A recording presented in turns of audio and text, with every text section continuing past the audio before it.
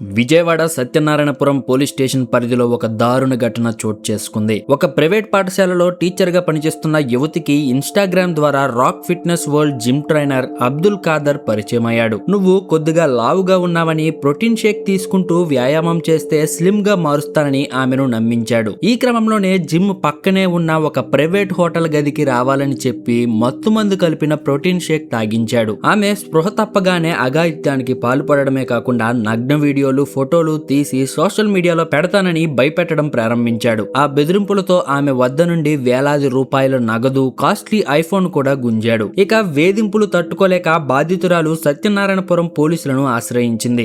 బాధితురాలు ఫిర్యాదు మేరకు పోలీసులు అబ్దుల్ ఖాదర్ పై కేసు నమోదు చేసి అతడి కోసం గాలింపు చర్యలు చేపట్టారు. సోషల్ మీడియాలో వచ్చే ఇలాంటి ఫిట్నెస్ ట్రైనర్ మాయమాటలు నమ్మి అమాయకంగా మోసపోకండి అని పోలీసులు హెచ్చరిస్తున్నారు. ఈ ఘోరమైన ఘటనపై మరియు నిందితుడికి ఎలాంటి శిక్ష పడాలో మీ అభిప్రాయాన్ని కింద కామెంట్స్ లో పంచుకోండి.